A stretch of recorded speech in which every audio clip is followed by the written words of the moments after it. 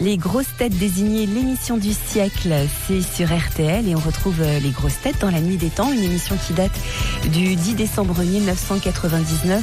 Philippe Bouvard était avec Thierry Roland, Stéphane Bern, Jean-Pierre Coff et Jean-Yann. Bon, je suis gêné pour parler de ça, mais comme c'est un succès largement collectif et que vous y êtes associés, il faut quand même que je m'y réfère. On a fait un grand sondage à l'occasion de cette fin de millénaire et 39% des Français interrogés ont désigné les grosses têtes comme l'émission radio du siècle. Alors, bravo, bravo, bravo. Bravo Philippe, bravo Philippe. Et on n'est pas l'émission radio du siècle d'avant, simplement parce qu'il n'y avait pas la radio. Oui, sinon on serait l'émission du millénaire. Eh oui. Mais ce qui est formidable, c'est que vous étiez là au début, mais pas nous. C'est vrai que j'étais... Je crois que j'ai manqué une fois, pour une extinction de voix rebelle. Mais la photo qui illustre la décision, là, elle est magnifique. Oui, mais on s'est pas vu, hein. Il y a Balutin. Il y a moi. Il y a Jean-Yann quand il était jeune. Et il y a Balutin au premier rang. Il y a moi quand je m'appelais Léon Zitrone. Et il y a... Il y a Junio. Ouais, il y a Junio. Il y a Kersozon. Ouais. Il y a Castelli. Il y a Roger Carrel. Il y a Roger Pierre aussi, je crois. Oui. Et attends, encore, ça, c'est pas la première, ça, c'était un anniversaire. C'était la 100e. Non, la millième. Ou je sais pas Millième. quoi. Oui, ça devait être la millième. Ou la 5 millième, je sais plus. Ou la 10 millième. Non, la 5 millième, on était au Palais des Congrès. Ah oui, c'est vrai. Bon, bref, je voulais vous remercier d'avoir été là, pour certains, d'être encore là, et pour d'autres, de nous avoir rejoints. Merci. Merci à vous, Philippe. Oui, merci. Alors, toujours les vieux, mais là, c'est la reine-mère. Ah. Elle prépare son anniversaire. Ah bah elle m'a écrit. Elle m'a écrit l'année dernière. C'est pas vrai. Oui. Ils sont nés le même jour. Oui, je lui envoie un happy birthday à chaque fois. Oui. Et là, elle m'a répondu, dire. D'une écriture un peu tremblée ou... British. Mais c'est imprimé Ah ou... non, c'est écrit. Ah oui. Ah oui, un petit mot. Et qu'est-ce qu'elle t'a dit? Elle m'a dit happy birthday to you. Oh. Eh oui. Elle a été jusque-là? Ben oui, puisque je lui disais que c'était mon birthday aussi. Et l'année prochaine, c'est sûr, elle entre dans la robe de Marilyn et elle vient dire Happy birthday, Thierry Roland. Ça va être... non, mais c'est beau, sans pige quand même. Oui. Non, de toute façon, ça va être l'année. Sur TF1, on va se régaler avec la Reine-Mère. Je vous dis pourquoi. Parce que soit elle fête ses 100 ans et on fait une spéciale, soit elle meurt et on fait une spéciale. C'est dans le sac de toute façon. Donc, il y aura une larme, une émission, un sourire, une émission. Et il y aura un truc pour son anniversaire, ça c'est bien. Oui. Ça. Pour ça, quelqu'un comme vous qui est payé au cachet, est-ce que l'idéal, ça serait pas qu'on fête ses 100 ans et que 15 jours après, elle clabote? Mais vous savez, ça arrive malheureusement, ça arrive souvent aux personnes qui vont fêter leur centenaire. C'est-à-dire, il y en a un en Angleterre, quand il a reçu le télégramme de la reine, c'est la reine qui fait le télégramme de félicitations. Il est tombé dans les pommes d'émotion, il est mort. Bon. Et 99 ça arrive. et des mois. Non, 100 ans, le jour des 100 ans. Ouais. J'avais connu une princesse de Cruy, elle a fêté ses 100 ans, elle dit maintenant je vais bien, elle est morte. De soulagement d'avoir passé la barre. Donc, mais je sais pas si la reine-mère, elle a loué des appartements, elle a vendu des appartements viagers, mais alors dur. Hein. En tout cas, le trône viager là pour la reine Elisabeth, elle se dit mon Dieu, la vieille, elle dure. Hein. Alors, en même temps, on a découvert dans une exposition de la Tate Gallery à Liverpool une statue de la princesse Diana en mère du Christ. On l'a transformée en vierge, on lui a mis le Christ dans les bras, c'est une Madone, et il paraît que c'est superbe. C'est comme la Pietà de Michel-Ange, c'est ça. Elle a c'est pas le Jésus tout petit qu'elle a, c'est taille normale, non?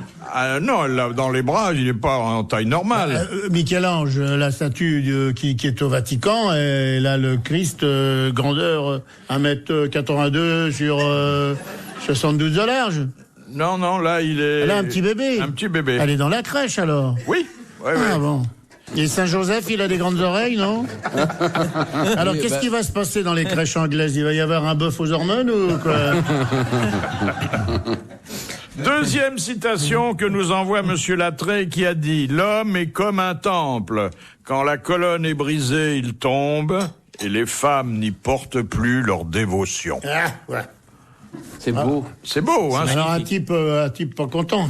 C'est un humoriste et il a choisi ce style un peu emphatique pour évoquer le problème d'un certain ramollissement. Et il est mort?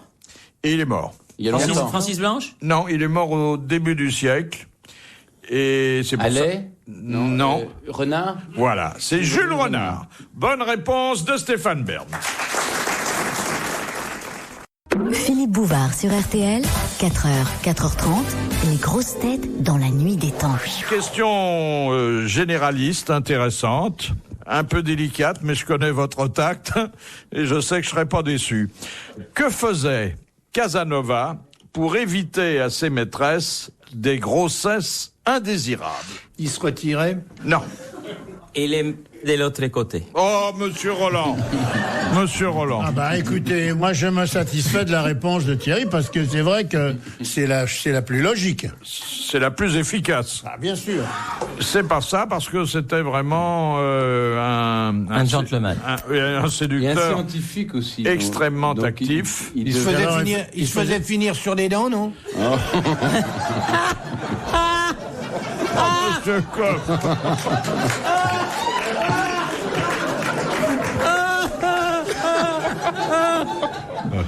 Non, disons plutôt que la femme, elle finissait sur les rotules. Vous vous rendez compte, Monsieur Coff, les énormités que vous proférez? Qu'est-ce que j'ai dit? Qu'est-ce que j'ai dit? Passons. Alors maintenant que nous avons évoqué... Je vois pas comment dire autrement. J'ai rien Non, dit mais... correctement. Oui, oui, la formule est belle, nous la retiendrons. Ah oui, je vais la garder celle-là. Oh, ça c'est grand. Ah, il y a longtemps que je m'étais pas marré comme ça, putain. Ça ne répond pas techniquement à cette question. Non, mais c'est bien amusant quand même. Voilà, on va pas Ça non fait plus. passer un bon moment quand même, oui. Il mettait un préservatif, Il n'avait pas de préservatif. Mais t'as une n'existait pas, éponge, mais quelque chose qui un truc dans valait- la dame. Éponge vinaigrée. Non. Vinaigré, balsamique. Ah non, c'est trop cher le vinaigre balsamique. Il avait trouvé un stérilet avant l'heure, non? Mais il avait une protection. Il introduisait... Une orange? Non.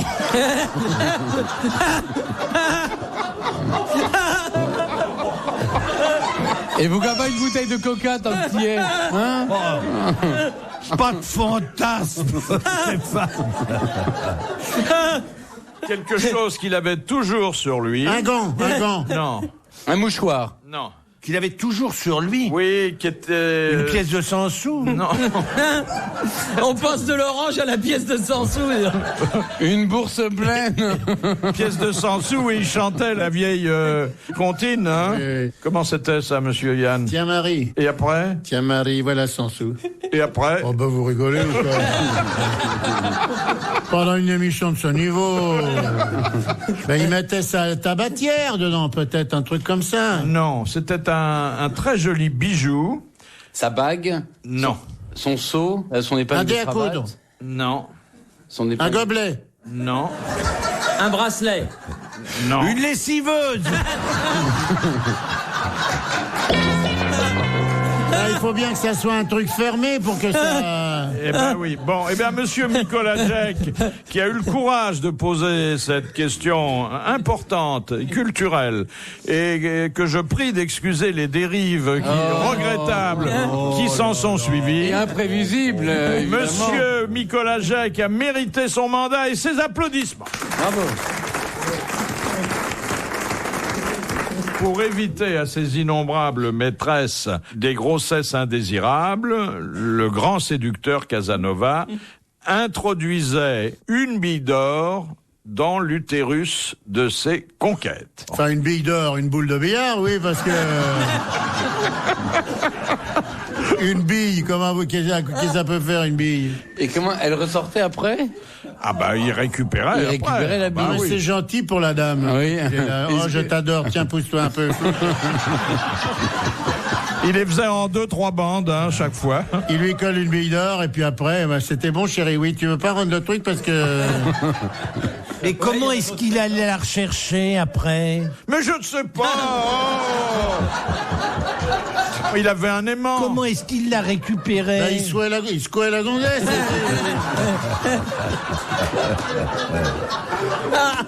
C'est pas... Il avait essayé de mettre une petite chaîne, mais il s'est raflé, alors... Max, c'est mieux, c'est vrai, s'il y a une chaîne qui dépasse, il n'y a qu'à tirer. Hein. C'est le coup de la baignoire, mais enfin, faut pas non plus... Il s'attachait à rien, lui, vous savez. Puis la dame était flattée, hein. Ouais. Surtout quand on lui enlevait. Ouais. Les grosses têtes dans la nuit des temps. Sur RTL, de 4h à 4h30. Allez, la suite des grosses têtes dans la nuit des temps du 10 décembre 99. Et cette question, grande question sur le cassoulet, posée par Philippe Bouvard, Thierry Roland, Stéphane Bern, Jean-Yann et Jean-Pierre Coff. Écoutez. Madame Varin demande, quelle différence entre le cassoulet de Castelnaudary et le cassoulet toulousain?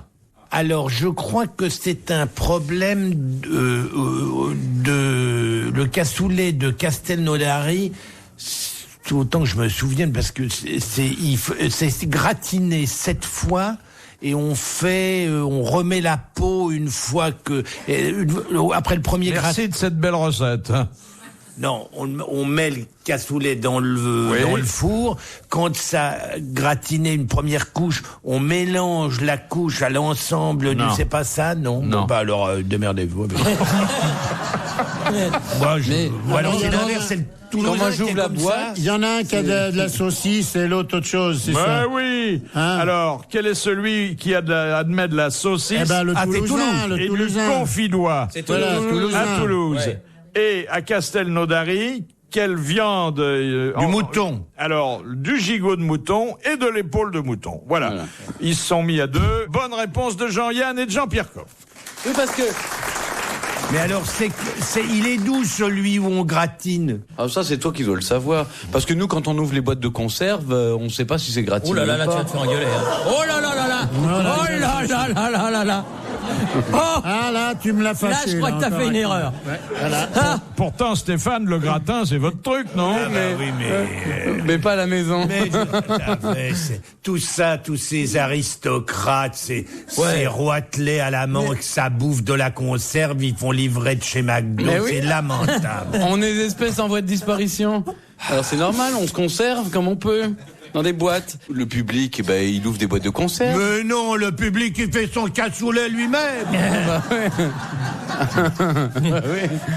Aux heures où on bosse, c'est facile, hein. Mais il y a quelqu'un à la maison qui est là. Non, mais moi j'achète des boîtes. Il n'y a pas un seul ouvrier qui n'a pas une employée de maison, excusez-moi. Hein, ça n'existe pas.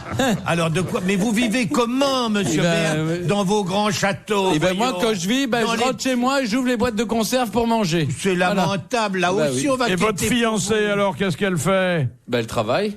Cindy Crawford? Oui. Cindy, elle est mariée avec un autre, elle a fait un enfant déjà et elle n'est pas disponible. Mais elle voulait bien que je lui offre des bijoux. Elle est belle? Elle est sublime. Elle est très grande. Ah, oui. Je passais pour un nain. Enfin, je devrais pas dire ça ici. Mais. Ah, merci. Mais vous croyez que... Dites... Tu vas avec vrai. Vous croyez que monter sur vos épaules, j'aurai une petite chance avec elle? Ah oui.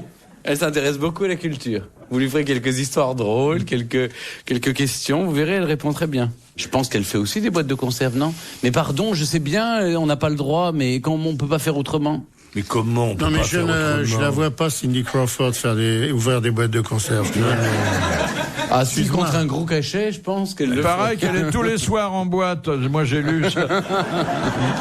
Non, Je la vois bien à la télévision dans un spot publicitaire. Elle ouvre un... J'ouvre les boîtes parce que je le vaux bien. Vous voyez ce que je veux dire? Dans le genre, nous n'avons pas les mêmes valeurs, Bordeaux-Chanel. Alors, vous avez vu cette belle histoire qui s'est passée à Castres? Il y avait une dame qui attendait son mari qui devait sortir de l'hôpital. ah oui. Et alors il y avait 2 malades qui étaient dans des chambres contiguës et les infirmiers se sont gourés, ils ont emmené le mauvais. Et là ils l'ont amené à la vieille, elle dit voilà, mais c'est pas du tout mon mari, qu'elle a dit. C'est pas mon mari. Et les infirmiers ils ont rien voulu savoir, ils lui ont filé dans son lit Elle a été obligée de faire appeler l'hôpital. Ils sont revenus, ils lui ont ramené le bon, et elle a dit, celui-là, je pouvais pas le garder, il était encore pire que le mien, elle a dit. C'est extraordinaire. Rose, elle s'appelait en plus. Mais ça, c'est pas grave, mais quand il y a des confusions de bébés dans les maternités, c'est dramatique, ça. Hein. Non, c'est vrai, le nombre de bébés qu'on va visiter. Moi, je vais beaucoup dans les cliniques voir mes copines qui accouchent et je leur dis. Non, j'ai pas le temps, mais j'essaye de le faire à l'heure du déjeuner. Et chaque fois qu'il y a c'est fou ce qui ressemble. Chaque fois que vous avez un petit, vous allez à la clinique. C'est fou ce qui ressemble à son père. Vous savez, on n'en croit pas un mot. Nombre de fois où on dit ça, c'est fou ce qui ressemble à On ça. dit ça parce qu'on connaît pas la tête du facteur. Non, mais c'est bien ce que vous faites là. Alors, vous faites la tournée des maternités à midi. Il est bien obligé, il a tout le temps des princesses qui se marient avec des ducs, Moi, c'est le carnet du jour Cindy en permanence. Crawford, qu'on est à son 11e. Mais vous tricotez des babioles pour non, les merci, bébés? Non, il y a des fournisseurs pour ça. Mais tu fais des petits cadeaux quand même. Ouais, j'envoie des mots sur. Oh, c'est magnifique. C'est fou ce qu'on doit écrire comme mot de chat. Un abonnement à la Redoute, voilà un truc qui ferait plaisir à... Non, mais il y a Cindy un Crawford. joli cadeau pour une maman qui vient d'accoucher. C'est un album qui vient de paraître, qui s'intitule Régnier de Monaco et les Grimaldi. Pour 149 francs, vous avez tout. C'est bon, c'est signé par Stéphane Bern, donc c'est sûrement un livre dans lequel on va apprendre quelque chose. C'est très bien illustré, hein. Je voulais pour le jubilé, c'était les 50 ans de règne. Et je me dis, c'est pas tous les jours qu'il y a des gens qui fêtent leurs 50 ans sur le pouvoir. C'est resté 50 ans sur un trône, hein. C'est vrai qu'il paraît que les gens qui restent 50 ans sur un de trône... Prince Régnier pour dire des choses gentilles, Mais pour non, dire parce qu'il a qu'il y a- pas piqué dans la justement- caisse, que par exemple dans la ferme qu'il a dans la Marne, il touche 3 100 000 balles de subventions, par exemple. Mais il de y a Bruxelles. droit. Comment il y a droit? C'est un agriculteur comme les autres. Oui, non, mais justement, c'est ce qu'on peut lui reprocher, c'est qu'il faudrait que ce soit un agriculteur convenable, qui soit plutôt écolo et qui fasse des produits bio. Mais c'est Ça pas de serait ma très faute si c'est de convenable. la... Oui, mais est-ce que c'est marqué dans le livre que tu as écrit? Non, je parle de Monaco, je parle pas de Marchais, dans l'Aisne. De toute façon, je vais jamais dans l'Aisne. Je m'arrête au-dessus de la ceinture quand je parle de Monaco. Ah, c'est délicat aussi. C'est des trucs de combine, personne Ouais. ne dira jamais Je assez comprends que... pas, là, quand il a 50 ans de règne, il jubile, c'est ça? Voilà. Et dont 50 ans sur le trône doit avoir des escarres, hein. Retrouvez les grosses têtes dans la nuit des temps sur RTL.fr.